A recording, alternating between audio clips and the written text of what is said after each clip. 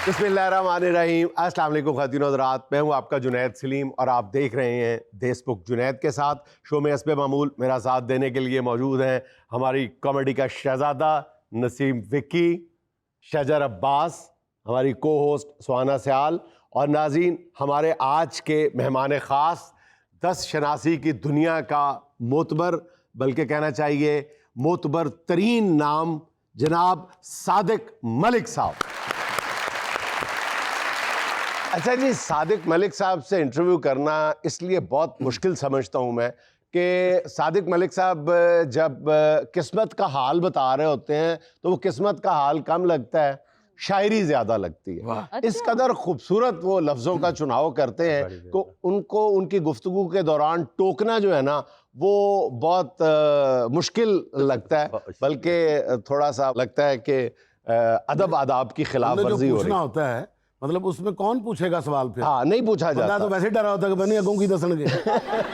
यानी लफ्ज़ों का बहाव और रवानी जो है ना वो यूं है, इनकी नज़रें यूं होती हैं लकीरोों पे जो इनको प्रिंट इनके सामने पड़ा होता है और लफ्ज़ नाज़िल हो रहे होते हैं इन पे। वाह जी वाह। अच्छा मलिक साहब, ये बताइएगा राइट अवे कि आप न्यू लॉज ऑफ पामिस्ट्री के भी बानी है पाकिस्तान में, आपने रिवील किया है। पाकिस्तान में नहीं बल्कि दुनिया में कहना चाहिए, न्यू लॉज ऑफ पामिस्ट्री जो पता नहीं कितने हज़ार साल से चली आ रही है। तो हम इस बहस में नहीं पढ़ते कि इस पे यकीन करना चाहिए या नहीं करना चाहिए, किस हद तक यकीन करना चाहिए। आप भी अपने हर दूसरे जुमले में ये ज़रूर दोहराते हैं कि बेहतरीन आलिम जो है वो अल्लाह पाक की ज़ात है। लेकिन हम बहरहाल देखते हैं अपने माशरे में कि जब बंदा किसी बड़े पामिस्ट के सामने बैठा होता है तो वो मंगता बन के बैठता है, ऐसे ऐसे कर रहा होता है। ठीक है, अब उसको कहना पड़ता है कि यार मैं मांग नहीं रहा, मजबूरी है। और आपने मेरे हाथ की मजबूरी है। और आपने हमेशा हमें अच्छा बताया। अच्छा, जब लफ्ज़ अच्छा की बात करते हैं तो इस मुल्क के हाकम भी इस बात से थोड़ा सा घबराते हैं कि ये अच्छे को अच्छा बताएगा, जब अच्छा नहीं होगा तो मेरे जाहो जलाल मेरे डेजिग्नेशन से नहीं डरेगा, अच्छा बता के तो यूँ चलता बनेगा। वाह। अस्सलाम वालेकुम सर, मेरा क्वेश्चन था कि अगर हाथ की लकीरों को बदलने से रोका जा सकता है तो इसका मतलब ये है कि किस्मत को भी बदलने से रोका जा सकता है क्या? बहुत अच्छा सवाल है बेटे। किस्मत दो तरह की होती है, एक तकदीर मुअल्लक और एक तकदीर मुक़य्यद। तकदीर मुअल्लक में लकीरें बनती बिगड़ती हैं। हाथ 3 तहों पर मुश्तमिल होता है। सबसे पहले ये जिल्द, उसके बाद लकीरें और लकीरों के बाद एक बारीक रेशे हैं जिन्हें रिजस भी कहते हैं। इस रिजस की वजह से, बारीक रेशमी लकीरों की वजह से बड़ी लकीरों में पेवंदकारी होती रहती है। अब उसका हरगिज़ मकसद ये नहीं कि लकीरें इस हद तक तब्दील हो जाती हैं कि घोड़ा गधा और गधा घोड़ा बन जाए। बाय बर्थ गधा गधा रहता है और घोड़ा घोड़ा ही रहता है। सुन लो शायद गधे घोड़े में और मुझ में फ़र्क है सर। यही तो वो बता रहे हैं, जो हो वही रहोगे। अच्छा मलिक साहब, आपकी बात सॉरी काट रहा हूँ, आप फरमा रहे हैं कि हाथों की लकीरें जो हैं वो तब्दील की जा सकती हैं। अब मेरे प्रॉब्लम ये है कि मेरे हाथ की लकीरों में दूसरी शादी की लकीर बहुत वाज़ेह है और मैं बहुत डरता हूँ, सारा दिन उसको मिटाने की कोशिश करता हूँ लेकिन वो मिटने का नाम नहीं लेता। पहली गलती है झूठी कर ले, इन्होंने दूसरी लकीर जी ना आप छुरी ना बनाई। जो तो भाभी पूछती थी कहती टैटू है। और यार खुदा का खौफ करो, भाभी जब भी आती है मैं यूं करके बात करता हूँ। नहीं, भाभी करती यूं करके। बात मैं 2 तकदीरों की कर रहा था। जी जी प्लीज।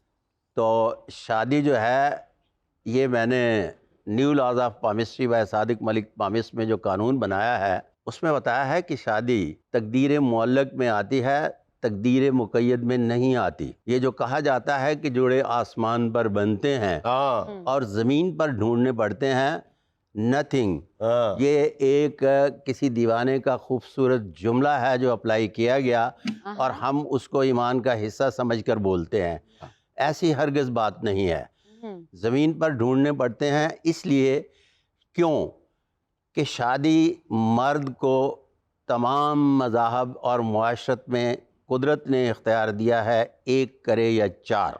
जब उसको 1 करे या 4 पर इख्तियार दिया गया تو اس کو ہم تقدیر معلق میں پڑھیں گے, تقدیر مقید میں نہیں پڑھیں گے. اور شادی تو ویسے بھی ملک صاحب ہے ہی تقدیر معلق, کیونکہ وہ تو ہوا میں بندہ ساری زندگی معلق ہو کے رہتا ہے.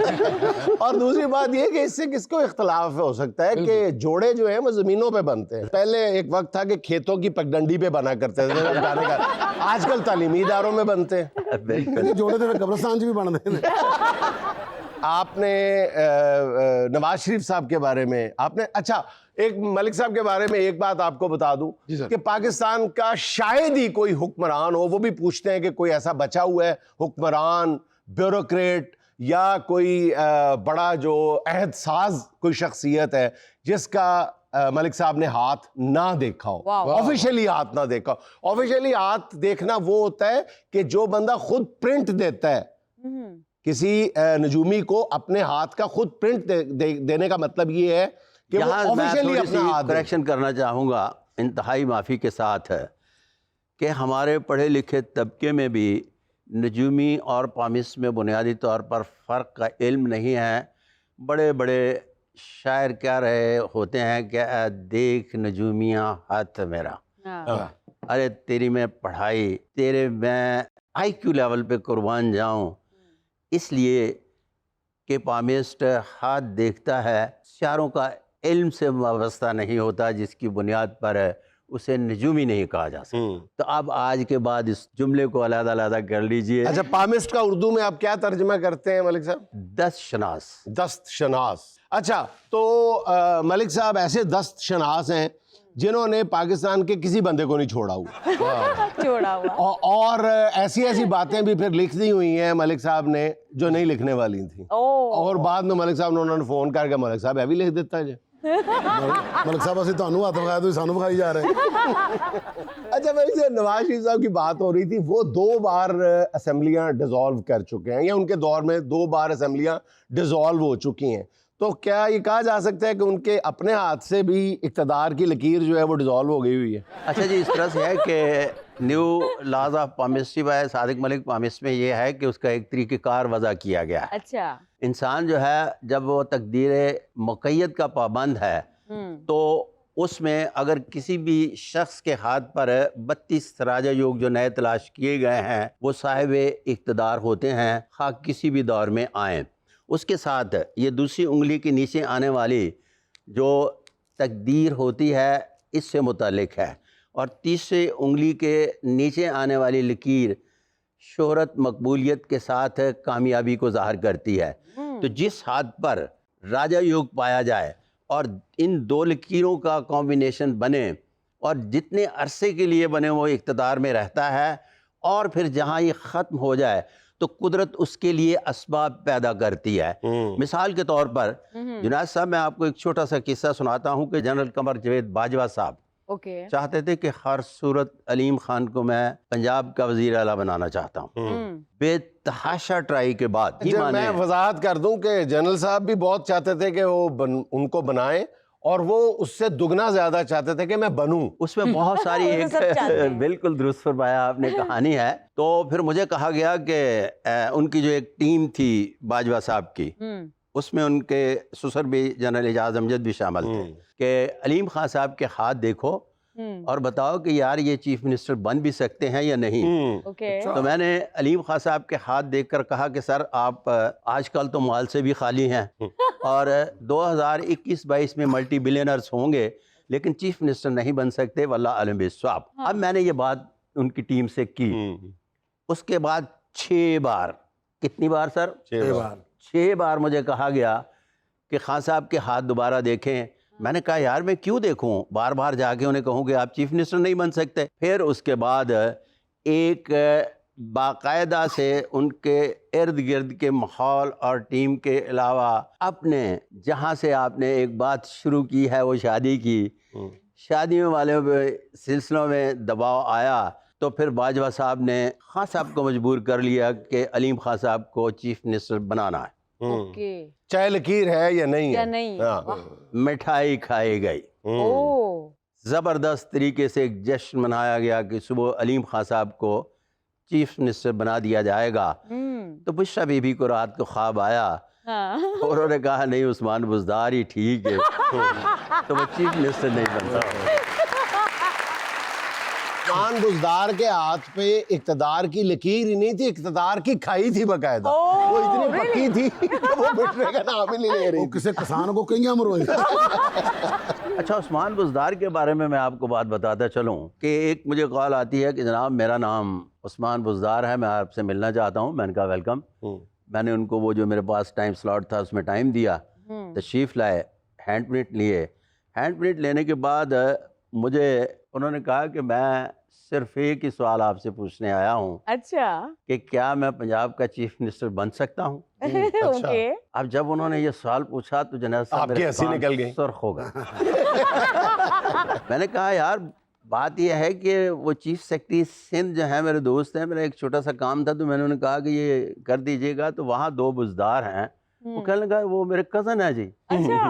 تو پھر میں نے ان کے ہاتھوں کی طرف غور سے جب ہینڈ پرنٹ دیکھے تو میں نے پورے یقین سے کہا کہ آپ پنجاب کے چیف منسٹر بن رہے ہیں.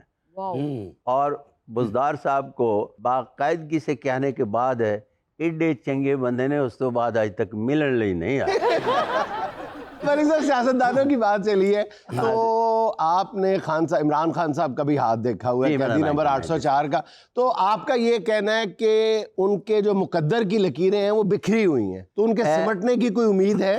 اس طرح سے ہے کہ میری 1996 میں ان سے ملاقات ہوئی تو 20 سال میں انہی کے بارے میں میری ایک بے چکی غلط ثابت ہوئی. زمانہ کریم کی دست شناسی جو تھی, جو کیرو کے حوالے سے پڑھی جاتی ہے, اس کے مطابق وہ کنگ میکر تھے. اب جب کنگ میکر کی بات کرتے ہیں تو میں نے کنگ کہا تو میری جتنی بھی وہ کمیونٹی ہے نا جی, سب نے کنگ میکر کہنا شروع کر دیا. اور 2013 میں مجھے اس بات کا ادراک ہو گیا تھا کہ یہ کنگ بن رہے ہیں. اوکے. اب جب اس بات کا ادراک ہو گیا تو پھر میں نے جب وہ کنگ بنے تو باقاعدگی سے معافی مانگی پوری قوم سے, اور کہا کہ اس وقت تک میں ٹیلی ویژن پر نہیں آؤں گا جب تک میں اس کی علمی توجہ پیش نہ کر سکوں. تو میں باقاعدہ ایک علمی توجہ لے کے آیا, نئے لاز بنائے, اور پھر اس کے بعد میں نے ٹیلی ویژن پر دوبارہ پیش گوئیوں کا سلسلہ شروع کیا. اب خان صاحب کے ہاتھ پر ڈبل راجہ یوگ پایا جاتا ہے بعد از new laws of palmistry by Sadiq Malik palmistry بحیثیت کنگ جب ہم پڑھتے ہیں. اب خان صاحب کے ہاتھ پر اس طرح سے ہے کہ اوپر جا کے تھوڑی سی لکیر بکھری ہوئی ہے جو وقفے سے تھوڑا سا آہستہ آہستہ بہتری کی جانب چلی جائے گی. لیکن جتنی سپیڈ سے آج کل کہا جا رہا ہے اتنی سپیڈ سے نہیں. 90 دن کی بجائے 120 دن لگا لیں. اب ہم صرف اس کو لفظ استعمال کریں گے کہ ملٹی پلائی نہیں کریں گے. واللہ عالم بالصواب. سر کئی تو کہتے ہیں کہ ہم نے آپ کا چہرہ پڑھ لیا, آپ کا چہرہ یہ کہہ رہے ہیں, کیا چہرے تے لکیراں ہوندی ہیں؟ چہرہ شناسی بھی ہے کہ آپ جیسے سونے سونے اور خوبصورت چہرے اکثر لوگوں کو دھوکہ دیتے ہیں. بالکل بھی نہیں. آپ تو کہتے ہیں میں بالکل سچی بات کرتا ہوں. یہ سونے سونے کیا ہوتا ہے؟ سونے سونے جو ہوتا ہے نا, جو دل کو اچھے لگیں. آپ کو کس نے کہا ہے کہ وہ سونی سونی نہیں ہے؟ آپ تو اصولی طور پر زیادتی کر رہے ہیں اور برسر عام کر رہے ہیں. یعنی ملک صاحب خود بھی دھوکہ کھانے کے لیے کمر بستہ نظر آ رہا ہے. ملک صاحب کی زندگی کی دلچسپ واقعات کا سلسلہ جاری ہے, لیکن وقت ایک چھوٹی سی کمرشل بریک.